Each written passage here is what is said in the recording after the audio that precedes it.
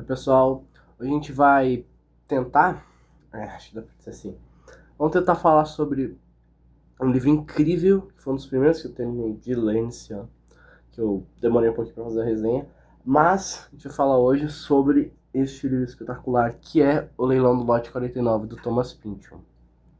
Mais uma vez repetindo aqui, se você gosta dos meus vídeos, deixa o like, se inscreve, ativa o sininho para não perder nenhuma notificação. Se você gosta dos meus vídeos, simplesmente faz isso. Tenho certo interesse em crescer no YouTube, é sempre bom mostrar as minhas inspirações para mais pessoas, pelo menos eu espero. Se você gosta, não custa nada. Enfim, bora pro vídeo. Primeiramente, é bom comentar que esse é o primeiro livro do Thomas Pynchon que eu li nesse ano. Estava muito interessado no autor e, bem, ele superou em muito as minhas expectativas do que eu já estava esperando. E eu estou agora, no momento, lendo o Arco-Íris da Gravidade, que esse aqui eu tenho físico aqui, eu não tenho o Leilão do Lote 49 físico, eu li no e-book, ali no Kindle, e eu vou estar com o Arco-Íris da Gravidade aqui, e eu vou estar comentando algumas semelhanças, assim, algumas coisas que tem aqui entre os dois. Porque Thomas Pynchon vai ser mais um daqueles autores que vão ter aquele negócio de universo compartilhado. Vai ser bem no pique James Joyce, assim, que alguns lugares se repetem. No caso, mais aqui no Thomas Pynchon, porque Joyce é só Dublin, né? É sempre Dublin. Mas aqui a gente tem o negócio de que personagens de um livro aparecem em outro, e uma história de outro livro influencia outro, e o outro influencia o outro, e vice-versa, e interconectado. Ainda não terminei de ler o Arco-Íris da Gravidade, eu estou quase na metade. Eu estou há quase um mês lendo. E é um livro realmente bem difícil, tá? Até para os meus padrões, é um livro difícil. Assim, eu consideraria... Eu com certeza ponho ele no meu top 5 de livros mais difíceis, mesmo eu não tendo terminado ainda. Mas, no geral, acho que qualquer livro Thomas Pynchon vai ser bastante difícil. Por algumas razões. Primeira, que a escrita dele é bem difícil, por mais alucinatória, ou pelo menos hipnotizante, eu tenho que admitir que essa característica é realmente muito notável. É hipnotizante. Ele é quase um matemático, um arquiteto das palavras. E assim, ele vai tentar te entreter o tempo todo, das formas mais bizarras, hediondas, às vezes, possíveis. É muito divertido, tenho que admitir. Primeiramente, que os livros deles são muito divertidos. E eu adoro livros humor negro, então um pós-moderno ainda já deve cair muito mais no que eu conheço, então já é algo que eu gosto muito. Mas provavelmente a coisa mais complicada do Thomas Pynchon vai ser o caráter comum dos seus romances, que é o fato de que todos eles praticamente são romances enciclopédicos.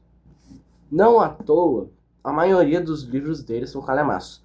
E mesmo o Leilão do Lote 49 sendo um livro relativamente pequeno, porque ele tem ali suas 180 páginas, ele é um livro extremamente denso, complexo e, bem, ele basicamente faz o mesmo efeito que os outros livros do Thomas Pynchon têm, só que de uma forma condensada. E às vezes até, talvez até por isso, às vezes alguns consideram o Leilão do Lote 49 mais difícil que alguns outros livros dele. Mas, inegavelmente, o livro mais difícil dele, com certeza, deve ser o Arco-Íris da Gravidade. Só que a gente tem um negócio do romance enciclopédico. Se você bem se lembrar, o criador deste gênero, ou desse subgênero literário, é o Herman Melville. E, bem, no Moby Dick, o livro que inaugura este gênero, a gente tem o quê? A gente tem uma enciclopédia que é bastante aquele esforço formal e técnico de você tentar explicar de forma geral algum tema ou assunto. No caso do Moby Dick vai ser o quê? Vai ser explicar o funcionamento físico e as relações humanas dentro de um navio antigo. A gente tem outros exemplos, por exemplo, o David Foster Wallace, talvez seja um dos mais conhecidos. A gente vai ter o Graça Infinita, que vai ser basicamente o seu fator enciclopédico vai ser sobre a psicologia do entretenimento e sobre o campo de jogo profissional de tênis. Tem tipo o House of Leaves também, que fala sobre perspectiva, sobre o infinito também.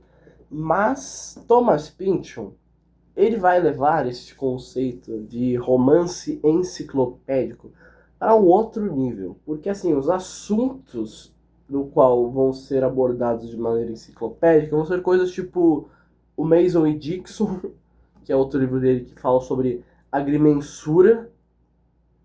Vai ter tipo o Último Grito, que fala sobre fraudes fiscais e movimentos terroristas. E esse é o mais suave, porque daí a gente vai chegar no leilão do lote 49, a gente vai ter coisas tipo história antiga, física, correios, política. E daí a gente chega no máximo, que é o arco-íris da gravidade, que daí extrapola qualquer limite, porque tem tanto tema abordado de forma que dá para se considerar enciclopédia, que fica até difícil de falar. A gente tem, tipo, literatura. O que deixa mais difícil é o fato que também a gente tem os temas que ele aborda de forma enciclopédica, não são da área das humanas, são áreas das exatas. Então a gente vai ter, por exemplo, principalmente na coisa da gravidade, a gente vai ter muita coisa envolvendo matemática, estatística, probabilística, física aeroespacial, química orgânica. Então, assim, você vai precisar de uma bagagem de conhecimento que talvez quem leia por prazer já esteja talvez um pouco avesso a pelo menos a não ter, e avesso a desenvolver. Assim, eu não sou a pessoa mais inteligente nesses campos, mas assim, eu considero que eu tenho um conhecimento relativamente fundamental para não precisar de tanta ajuda externa lendo. E eu acho muito interessante essa abordagem diferente. Eu gosto desse abordagem de complexa que alguns livros fazem. Thomas Pynchon faz isso muito bem em todos os seus livros. Claro, eu não li todos por completo, eu li alguns trechos do Mason e Dixon e do Shadow Ticket e do Último Grito, e estou aqui na metade da Crise da Gravidade, e o único que eu terminei por enquanto foi o Leilão do Lote 49, que é um livro, são livros que vão demandar bastante tempo e pensamento. Mas também não é só de erudição e conhecimentos técnicos que vive Thomas Pynchon. Porque Thomas Pynchon vai ser extremamente aclamado, principalmente em suas abordagens e referências na cultura pop, por utilizar muito elementos considerados fúteis, ou pelo menos superficiais nas suas narrativas. Ele vai usar tudo que ele tem ali de moderno e diferente, ele pode dizer. Por exemplo, no Arco-Íris da Gravidade, a gente pode dizer. A gente tem muita associação com filmes que, assim, já era, de certa forma, uma forma de entretenimento muito nova, então a gente não tinha um aparato crítico e roteirístico que a gente tem hoje. Então, assim, um filme não era considerado tão profundo quanto um livro. A gente tem associação a quadrinhos, a desenhos animados, na televisão. Não à toa, muitas vezes os livros dele vão parecer muito mais um programa televisionado do que de fato um escrito mesmo. Então Thomas Pynchon faz esse mix maluco de alta e baixa cultura do mesmo conteúdo e cria coisas surreais, para dizer o mínimo. No geral também, não dá para ter muitos detalhes especificamente sobre as opiniões do próprio autor em relação aos seus próprios livros, porque outra característica muito notável do Thomas Pynchon é o fato de ele ser um escritor completamente recluso. Ele praticamente não dá entrevista, não fala na mídia, na imprensa de maneira nenhuma. Praticamente só conseguiram uma entrevista com ele depois de praticamente subornar ele. Eles conseguiram uma foto dele, ele lutou contra a BBC por ter tirado essa foto, e daí eles conseguiram trocar a não divulgação da foto por uma entrevista privada também. E a gente tem a participação dele nos Simpsons também, né? Dá pra considerar. Eu acho que é o único registro de voz realmente confiável que se tem dele é do trecho dele nos Simpsons. E ou como os Simpsons se inspiram na literatura pinchoniana no geral. Acho que qualquer desenho adulto segue uma linha muito parecida com o método criativo do Pynchon no geral. Um pouquinho eu já vou falar sobre o enredo, mas a trama do Leilão do Lote 49, basicamente a gente vai ver a história da Edipa Mas, a nossa protagonista, que basicamente é uma mulher que vive tranquila ali nos anos 60, não nos anos 60, acho que 1950 e pouco, ali numa vilinha na Califórnia, junto com seu marido, Mucho Mas. E já fala um aspecto interessante que basicamente quase todos os personagens do Thomas Pynchon têm nomes que são trocadilhos. Então isso talvez lembre um pouco você do Finnegan's Wake do James Joyce, ou Flann O'Brien, ou o Lawrence Sterne. Dá pra dizer que o humor do Thomas Pynchon, o humor negro dele vai parecer bastante com esse humor irlandês, mas também ele vai ser misturado com a vulgaridade que ele aborda às vezes no geral. Enfim, a Edipa vive tranquila com o seu marido, que é um radialista e também um ex-trabalhador um ex-mecânico, né? Basicamente o Múcio ficou traumatizado de tanto trabalhar como mecânico, né? Ele vai dizer que os carros são imundos e são os vestígios das pessoas que ele tem que limpar. Ele se sente também um inválido por ele ter ficado trabalhando ao invés de ir lutar no Vietnã. E até a Edipa tem um trecho que ela diz que talvez até fosse melhor se eu tivesse ido pra guerra ou coisa do tipo. Mas um certo dia a Edipa vai acordar e vai receber uma ligação e vai descobrir que o seu amante antigo, o Piercing Verity, acabou morrendo e ela foi escolhida por ele para inventariar o testamento dele. Bem, apesar de inventariar o testamento não ser a coisa mais fácil do mundo, a Edipa, mesmo também não sabendo nada, ela acaba indo fazer esse favor, também porque ela quer fugir, de certa forma, dos seus problemas na vida. Basicamente, ela sabe que o marido possui um gosto por garotas mais novas, mas calma, são adolescentes entre 15 e 19 anos. Ele não é um pedófilo e nem é um efebófilo. Eu não caio nesse papinho. Mas é basicamente o pedófilo socialmente aceito. Ou acho que nesse caso nem socialmente aceito, dá pra dizer. Mas enfim, ela fica extremamente incomodada com isso. Talvez você já até se lembre da última resenha que eu fiz, né? Do Breve Romance de Sonho. Talvez fique um pique mais ou menos parecido.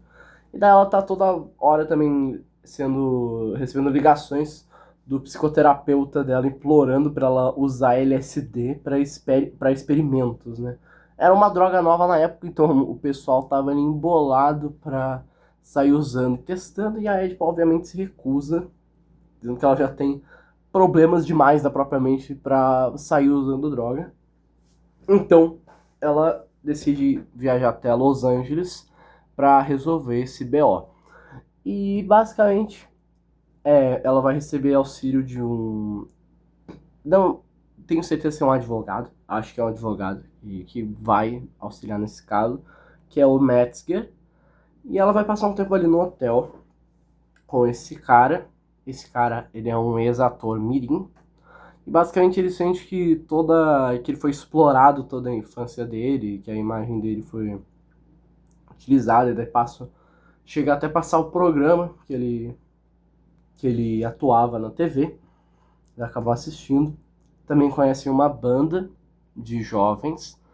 E bem, a Edipa, tendo aquele pensamento complicado ali na cabeça com o marido, ela acaba se relacionando com o Metzger.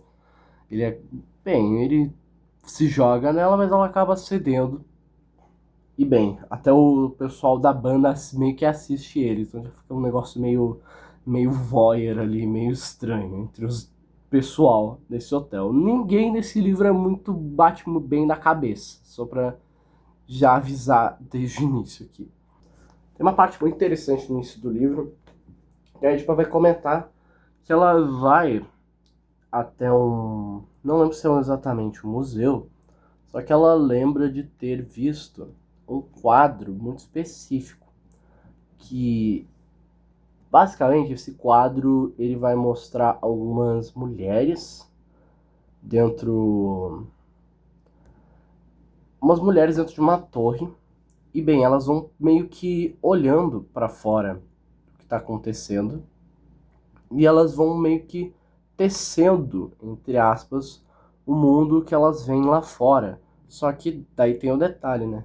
O mundo lá fora tá toda hora mudando, então o que elas tecem começa a mudar. Então elas começam a tecer mais rápido, mais rápido, mais rápido. Então cada uma tece de uma maneira diferente. E bem, Thomas Pynchon é um autor que vai utilizar muito simbolismos, então já dá para imaginar mais ou menos como é que desenrolam algumas coisas a partir dessa cena.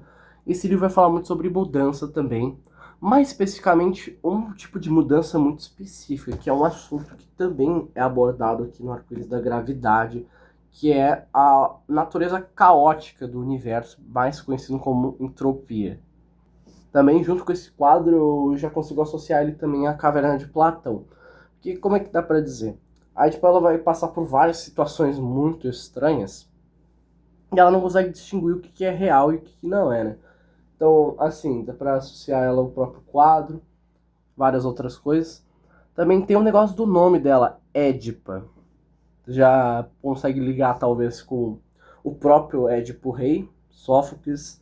Sim, a gente vai falar complexo de Édipo do Freud, né? Os dois estão interligados. Tem os enigmas, Enigma da Esfinge, enfim, tem vários simbolismos assim jogados logo de cara e você já vai tentando montar esse quebra-cabeça com o que vai sendo dado a você.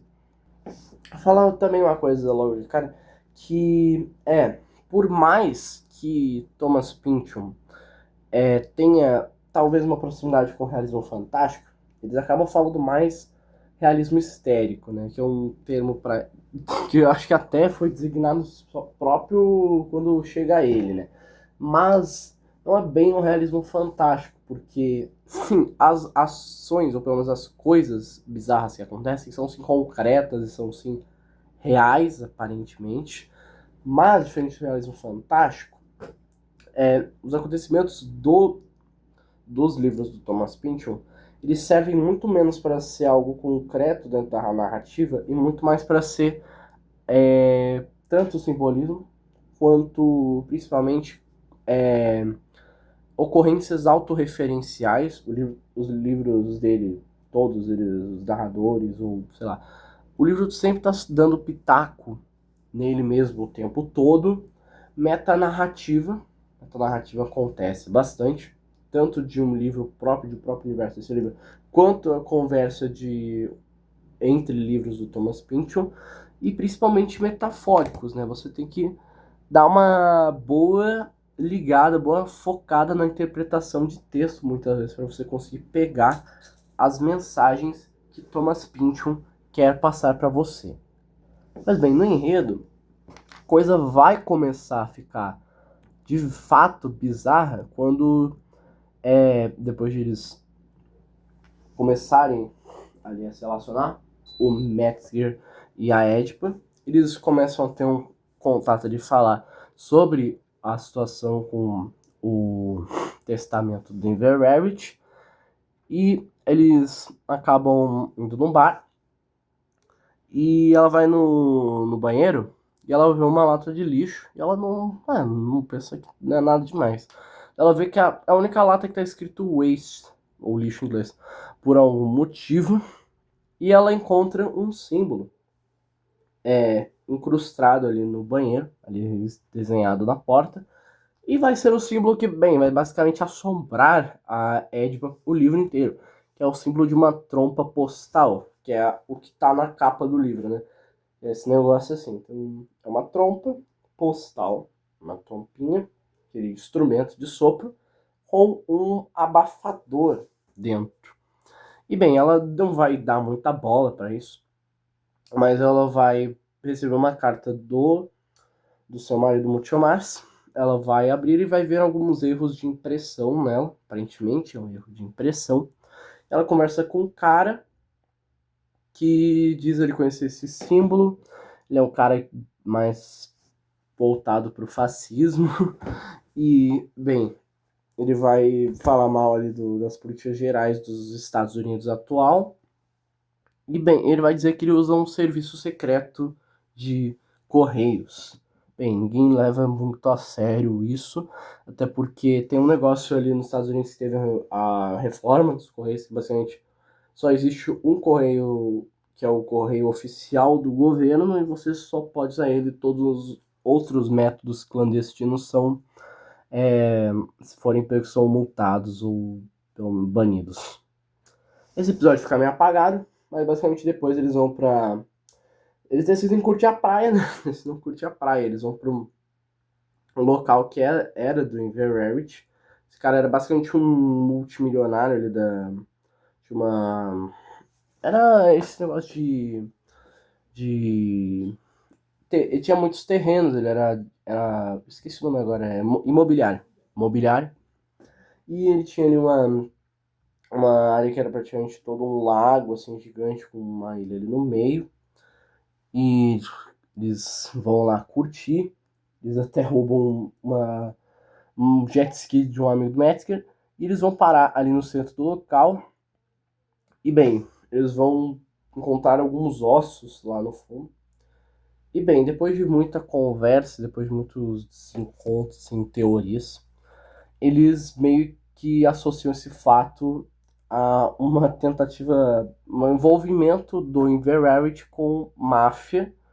E bem, basicamente eles meio que iam triturar esses ossos e vender pra máfia pra fazer, acho que...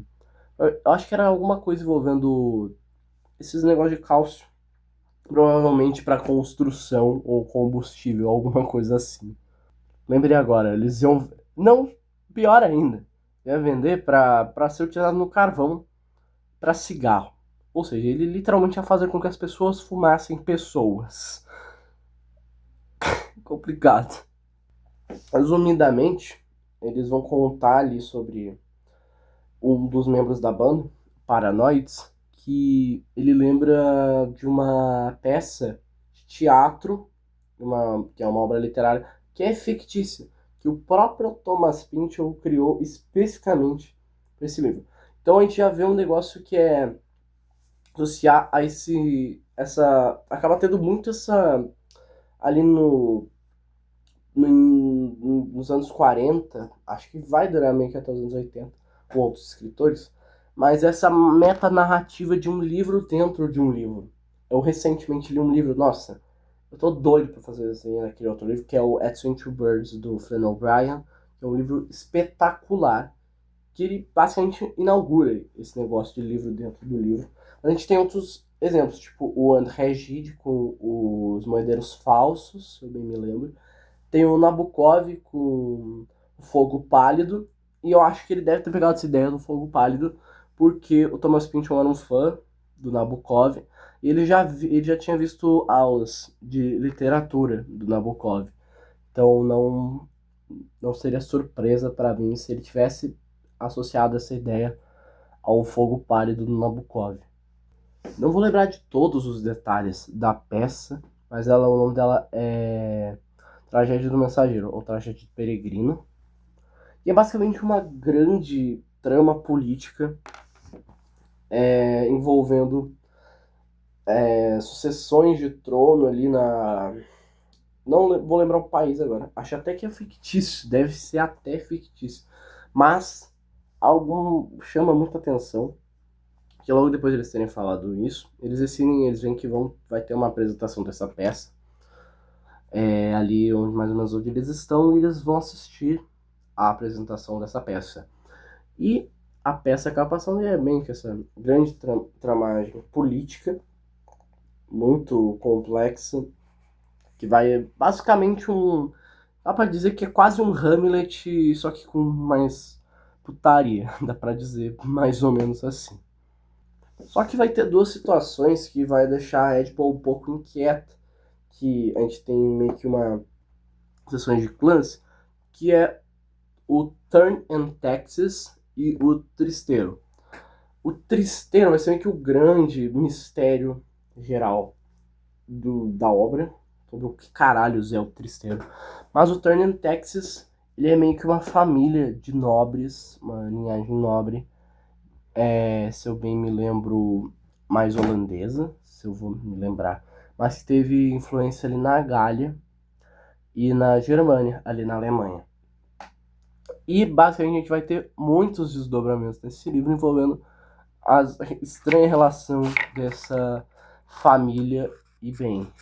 Bem que vai ser basicamente uma regra, quase todos os livros do Pynchon, é que existe alguma conspiração muito bizarra que a gente nem sabe se existe ou se não existe. E a gente vai, às vezes, vai ter uma visão mais clara, uma resposta mais clara, ou a gente só não vai saber a resposta direito. Enfim, a Edipa vai até o cara, o diretor dessa peça, perguntar sobre, o cara desconversa, não fala nada, é o Randolph Dribbler, e, bem, ele só escreve, e quando eles conversam, ele toma banho, daí ele só vê que ele não estava muito afim nem de adaptar essa peça, mas ele não fala sobre o bagulho do Turning Texas nem do Tristeiro. E depois ela acaba deixando isso pra lá, só que depois ela vê outra pessoa escrevendo o símbolo da corneta postal em uma caixa de correio. Bem, depois disso ela já volta tudo isso na cabeça, e ela reencontra o primeiro cara que ela viu, o Mike Fallopian, esse historiador, e eles conversam sobre selos, porque aparentemente o Inverarity era colecionador de selos, e ela encontra no meio dos selos um selo com aquele mesmo símbolo, de novo. E ela mostra, e ele reconhece aquele selo, só que não totalmente. Ele não responde porque ela lembra do símbolo e não fala nada sobre o bagulho do sistema postal em específico, mas ele responde que podia ser uma antiguidade muito rara, porque podia ser um selo muito antigo, que é praticamente o brasão de armas dos Turning Texas, que eles já tinham citado antes. E daí ela já fica embalada e pergunta pra ele se ele sabia mais alguma coisa.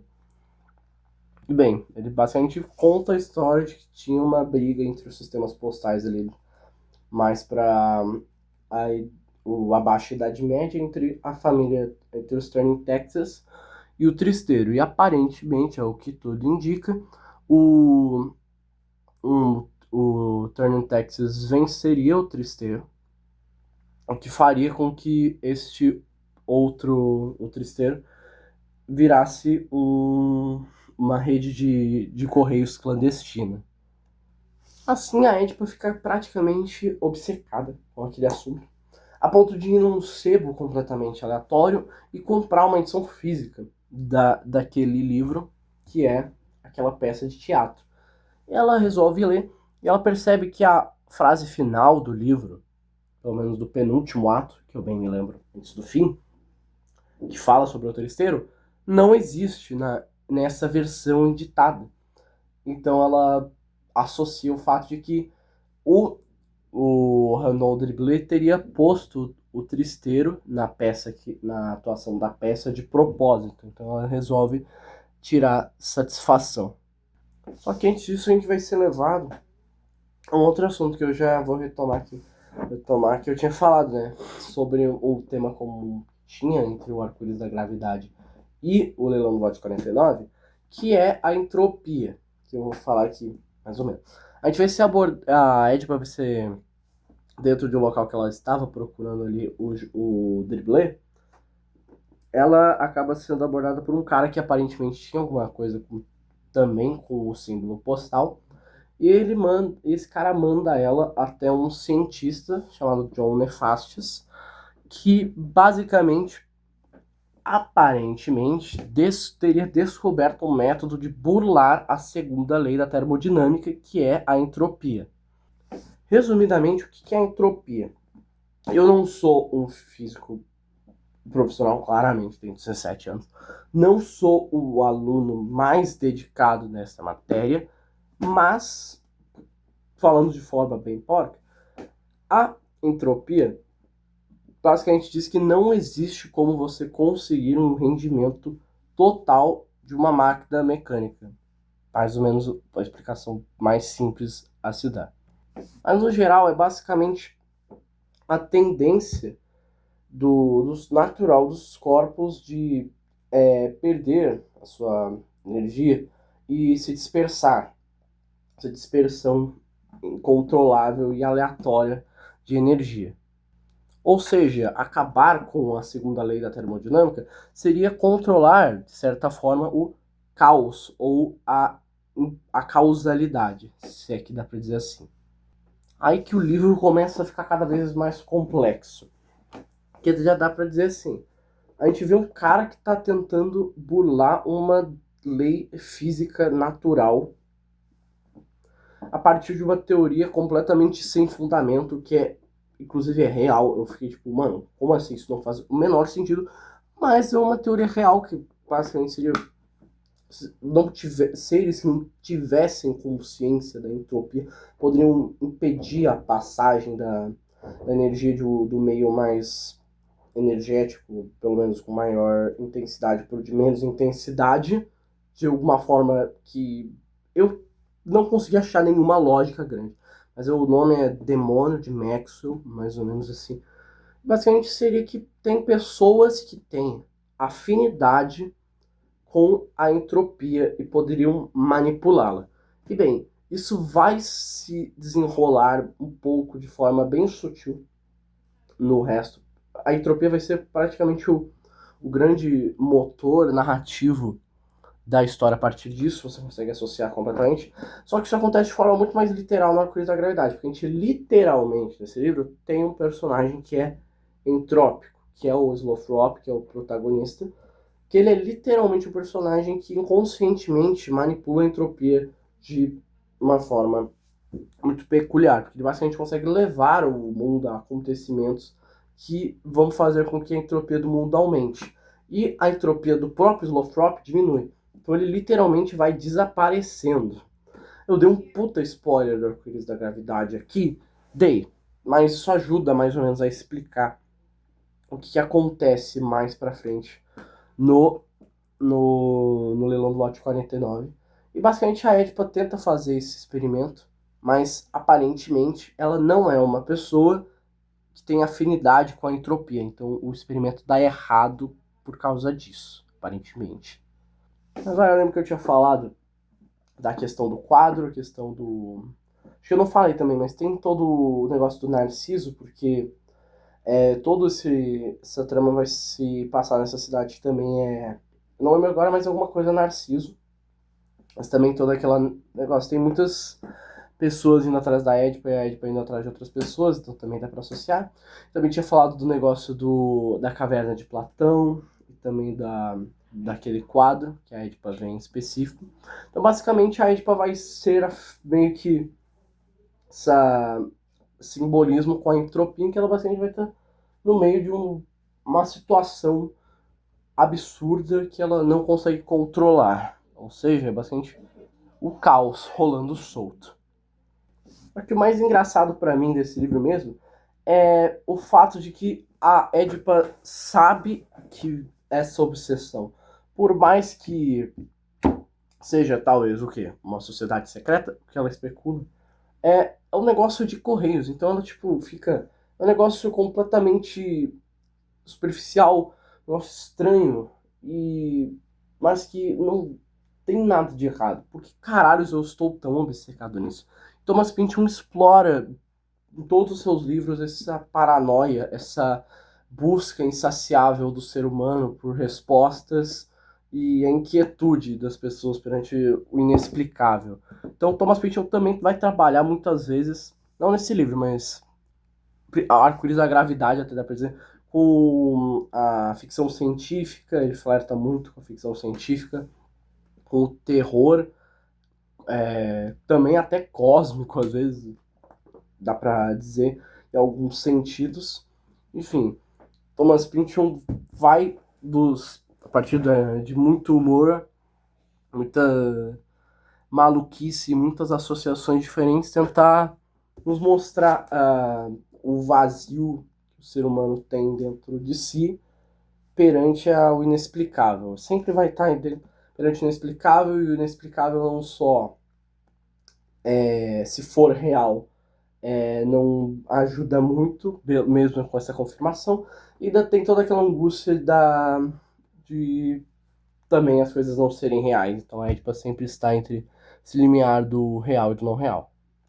Enfim, depois que a Edipa sai correndo no Hefásto, porque ele literalmente tenta assediar ela, ela acaba tentando voltar ali os seus focos de novo para os seus objetivos, suas investigações, e ela acaba vendo de novo os símbolos em outros lugares completamente aleatórios, e daí ela entra num bar, até acho que é um bar gay, se eu não me lembro, mas ela encontra um cara, ela fala sobre o símbolo para esse cara de forma aleatória, e ele fala que é só um símbolo de uma rede telefônica que foi criada por um cara que atende corações partidos, e daí é uma sociedade do pessoal ali que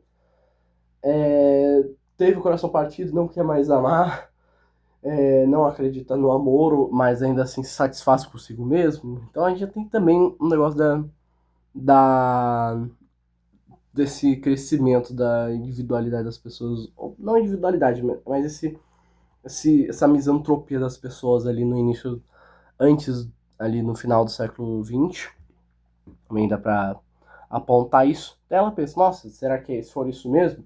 Ela tem uma resposta diante dela, mas ela não fica satisfeita com aquela resposta. Daí ela de novo vai ver de novo outros símbolos da trompa postal em outros locais completamente aleatórios, e depois ela vai ali observar o escrito Waste, e ela vai associar ao acrônimo do que isso significa, que aguardamos o Império Silencioso de Tristeiro. Daí ela já fica mais paranoica ainda. Enfim, é basicamente aquela sensação que eu acho que todo mundo já teve, de ver uma série de coincidências, mas nunca conseguiu o ponto final daquela questão e decretar se aquilo tá certo ou aquilo não tá. E daí no fim, nós vamos ter meio que a queda final do livro. Que depois de todas essas experiências, a Edipa, de certa forma, resolve a maior parte das crises com o Verality. Ela também remembra algumas coisas que ela teve com o Verality, algumas tendências de arrependimentos. Ela volta e ela já posso até associar aqui também com a outra resenha que eu fiz, né, no último vídeo, que foi do Breve Romance de Sonho. Esse negócio de voltar e ir perdendo tudo. Porque basicamente a Edipa volta e começa tudo a dar errado. Ela resolve dar uma colher de chá pro Hilarius, o psicoterapeuta dela. Ela vai visitar ele. E, bem, ele vai estar completamente pirado da cabeça. Ele acha que ele está sendo seguido por judeus, porque ele está completamente paranoico, porque ele foi um médico ali durante o período da Alemanha nazista, e ele foi um dos primeiros aplicadores, ou pelo menos testadores físicos e psicológicos mais avançados, de maneira bem brutal, posso dizer, das teorias do Freud, né? Ele vai se culpar muito por isso, e ele vai ter essas alucinações de que ele está sendo perseguido por judeus. Ele está até com uma arma e sai atirando aleatoriamente para todos os lugares e quase mata a Edipa, e eles chamam a polícia para conter ele de uma vez, e provavelmente isso se deve ao uso do LSD. Muito provavelmente. Resumidamente, ela vai atrás do marido de volta, e ela se sente culpada, diferente do Friedel, né? Ela está diferente do Friedel do Autowig. Ela se sente culpada por ter se relacionado com o Metzger, até porque o Metzger não demorou muito para se livrar dela. E o Múcio ele vai estar completamente pirado porque ele queria ser um marido melhor para Édipa e se livrar ali das preocupações e dos medos dele. E ele de fato vira uma pessoa mais compreensiva e mais corajosa, mas ele começa a usar também o LSD. E ele diz, ele todo envolvido com a música, ele diz estar afetado pela sinestesia e ele estar sendo agraciado pelas propriedades que ele nunca tinha visto do som. Ele diz sentir o gosto do som, começa a alucinar falando sobre teorias budistas, espíritas, então ele praticamente enlouquece nesse processo de querer uma pessoa melhor para Édipa. Não explícita se a Édipa largou ele, provavelmente não, mas assim, dá um grande choque entre os dois depois disso. Como uma última tentativa de alguma coisa, ela se promete até para si mesma que essa é a última coisa que ela faria. Ela vai atrás de um professor de inglês que estava estudando sobre essa peça, a peça da tragédia do mensageiro, ou do peregrino, e para consultar inúmeros outros materiais a respeito para ver se ela consegue alguma resposta maior. Ela continua com a inconclusão envolvendo a associação do Tristeiro na peça e também o envolvimento do Turner Texas. E logo em seguida ela descobre que o diretor da peça, o Randolph Driblet, se matou. Daí ela já tá completamente paranoica, cedida, assim. Ela até, inclusive, chega a cogitar se não teria sido o Inverarity que tinha feito tudo aquilo, planejado um jogo para ela, de vingança ou talvez só de brincadeira mesmo, enfim. Daí no fim, você deve ter lido o título, né? Leilão Lote 49, então. Onde caralhos está o Lote 49? Só vemos no final do livro, em que a Édipa acaba só cedendo ali para terminar o que resta ali de fazer com os pertences do Inverarity, e ela acaba sendo solicitada por um lote de itens específico dele para leilão. E o lote específico é o quê? A coleção de selos dele. Mais especificamente, toda a coleção que contém as trompas postais. Ela chega atrás do licitante desse leilão e é ninguém mais, ninguém menos que um associado do Tristeiro. E bem, o livro acaba com o final desse leilão, com o cara ganhando. Como eu disse antes, Thomas Pynchon não faz questão nenhuma de te dar uma conclusão definitiva do que acontece. O Tristeiro é real? É só uma loucura da Édipa? É um jogo do Inverarity? É toda essa trama histórica dita? É aquele sistema estranho de ligações? Ninguém sabe. Resumidamente, o livro é uma grande jornada de associações, hipnoses, loucura e paranoia, mostrando até onde uma pessoa consegue ir por trás de uma obsessão. Me lembra muito também, se for falar nesse sentido geral, esses livros que falam sobre obsessão, mas ele tem essa vibe muito mais moderna, muito mais alucinatória e vertiginosa também, muito mais técnica e também poética, vou dizer, e também muito mais simbólica até. Mas me lembra muito livros como O Velho e o Mar e também o Deserto dos Tártaros, se a gente for falar assim, que vão abordar essa parte muito peculiar, insaciável, estranha e incontrolável da consciência do inconsciente humano. enquanto aborda questões extremamente complexas, técnicas da própria estrutura, como o mundo funciona. Custou bastante entender sobre entropia, mas assim, não só valeu a pena para você entender todo o esqueleto simbólico do que acontece depois do livro, como principalmente para entender o que se vai se desenrolar depois do leilão do lote 40, depois aqui no Arco-Íris da Gravidade. Também sei que isso ajuda em outros livros, não é só nesse livro que ajuda. Tem outros temas que vão ajudar, não só um tema, mas também vão ter personagens aparentemente estreantes aqui, ou até estreantes, acho que em livros anteriores até.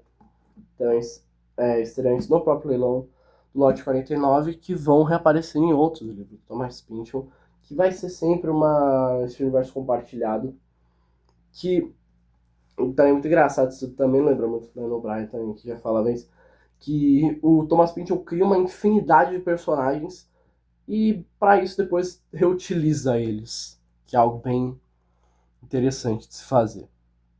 Antes de finalizar o vídeo, vou até ler aqui as últimas páginas do livro para vocês, porque assim são espetaculares. Vou dar ali uma lida para vocês. Quantos compartilhavam do segredo do tristeiro, assim como o de seu exílio?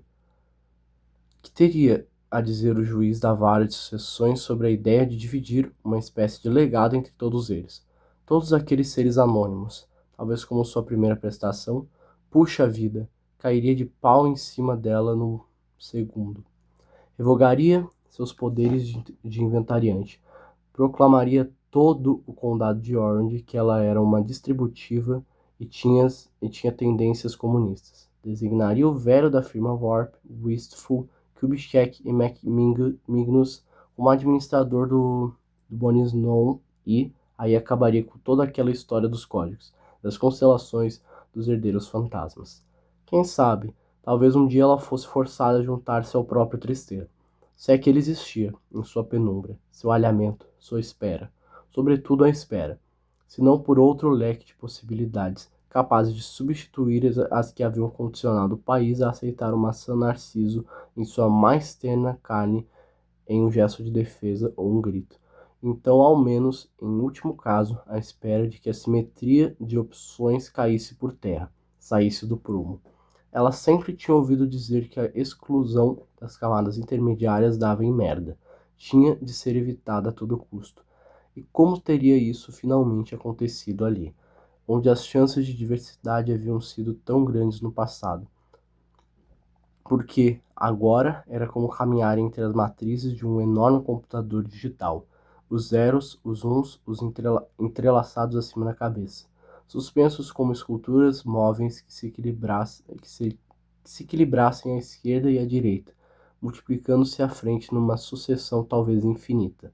Por trás das ruas hieroglíficas devia haver um significado transcendente, ou apenas a terra.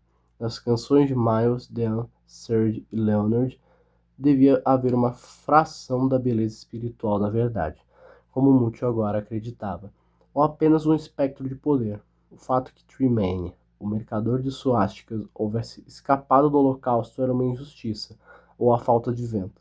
Os ossos dos soldados no fundo do lago Inverarity lá estavam por alguma razão importante para o mundo, ou apenas para benefício dos mergulhadores e fumantes. Os dígitos 1 e 0, assim se acomodavam os pares. O refúgio do entardecer chegava a um acerto minimamente digno com o anjo da morte, ou havia simplesmente a morte e a tediosa separação cotidiana para sua chegada. Preparação cotidiana para sua chegada. Outra forma de significado por trás do óbvio, ou nenhum significado. Édipa, no êxtase orbital de uma verdadeira paranoia, ou um tristeiro de verdade. Por quê? Ou havia algum tristeiro por trás daquela aparente herança que eram os Estados Unidos da América? Ou só havia um mero país? E, se só havia o país, então o único modo pelo qual a Édipa poderia prosseguir e nele ter alguma relevância era como uma estranha fora dos trilhos, imersa por inteiro na paranoia. No dia seguinte, com a coragem de quem descobriu não ter mais nada a perder, Édipa entrou em contato com Seymour Swift e indagou sobre seu misterioso cliente. Ele decidiu comparecer em pessoa ao leilão. Foi tudo o que pôde dizer. senhora possivelmente o encontrará lá. Possivelmente. Como estava marcado, o leilão foi realizado numa tarde de domingo, no que talvez fosse o mais antigo e difícil de ser nascido, construído antes da Segunda Guerra. Lá chegou com alguns minutos de antecedência, sozinha, num frio saguão de reluzentes tábuas corridas de sequoia, cheirando a cera e papel. Encontrou-se com Gengis Khan, com uma expressão de genuíno embaraço. Por favor, não pense que é um conflito de interesses, ele balbuciou nervosamente. Havia uns lindos selos triangulares de Moçambique. Não pude resistir. Posso saber se a senhora veio participar do leilão? Não, disse Edipa. Estou aqui só enxerida. Estamos com sorte. Lauren Perserin, o melhor leiloeiro da costa oeste, é quem vai comandar o pregão. Vai fazer o quê? Dizemos que o leiloeiro comanda o pregão, disse Cohen. Sua braguilha está desabotoada, Edipa sussurrou em seu ouvido. Não sabia com certeza o que ia fazer quando o licitante se revelasse. Tinha apenas uma vaga ideia de causar uma cena suficientemente violenta para provocar a intervenção da polícia, e com isso descobrir quem era de fato o homem. Ficou de pé numa réstia de sol, em meio aos brilhantes grãos de poeira que subiam e desciam, tentando aquecer-se um pouco, perguntando-se se levaria a coisa até o fim. Já vai começar, disse Gengis Khan, oferecendo-lhe o braço. Na sala de leilões, os homens vestiam ternos de mohair preto e tinham rostos pálidos, cruéis, acompanharam-na com os olhos quando entrou, cada qual tentando esconder seus pensamentos. Lauren Pastern pairava sobre o estrado como se manipulasse marionetes, os olhos brilhando, um sorriso experiente e implacável. Fixou o olhar em Edipa, sempre sorridente, como se dissesse: surpreenda-me que você realmente tenha vindo. Ela sentou-se sozinha nos fundos da sala, observando as nucas dos presentes, procurando adivinhar qual era o seu alvo, seu inimigo, talvez sua prova. O assistente fechou a pesada porta que dava para o saguão e suas ensolaradas janelas. Ouviu o ruído de um ferrolho que corria, o som ecoando por um instante. Pastern abriu os braços num gesto que parecia pertencer ao sacerdócio de alguma remota cultura, ou quem sabe como um anjo que desce à terra. O leiloeiro limpou a garganta. Edipa acomodou-se na cadeira para esperar o leilão do lote 49. Quando o livro fala o nome do próprio livro no final, cinema. Não dá pra dizer isso. Enfim, pra mim foi um livro, assim, 10 de 10. Não sei dizer se um 11 de 10, mas assim, o Arco-Íris da Gravidade pra mim já é um 11 de 10, porque esse livro aqui tá sendo incrível. Teremos resenha deste livro quando eu terminar, assim que possível. Se esse vídeo foi longo, imagine o do Arco-Íris da Gravidade. Enfim, livro espetacular, com certeza não é um livro fácil, mas recomendo muito que você leia. Uma ótima porta de entrada para Thomas Pynchon. Acredito que não tenha nenhuma outra muito mais acessível que essa. Tem os livros de contos dele, que aparentemente não estão traduzidos para o português, não sei se estão muito bons.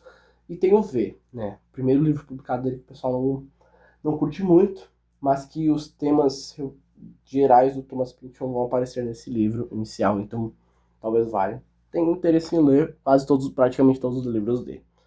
Enfim, Pynchon também é assim, um candidato para virar um dos meus autores favoritos.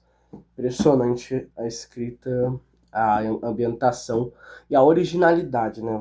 Não falei isso no vídeo, mas assim, mano, Thomas Pynchon prova que algumas experiências são individuais, sim. Muito original. Mano, não existe, assim, vou dizer, são poucos os escritores que têm tanta originalidade, talvez pela maluquice, pela impudor e pela indiscrição e também pela indistinção de conteúdos, altos e baixos, sim.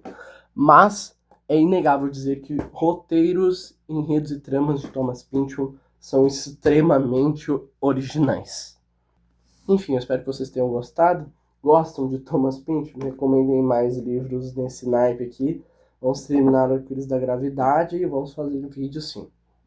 Enfim, espero que vocês tenham gostado. Se gostou, já fala mesmo que eu falei no início do vídeo. Enfim, Obrigado pelo vídeo, falou, beijo, até mais, tchau.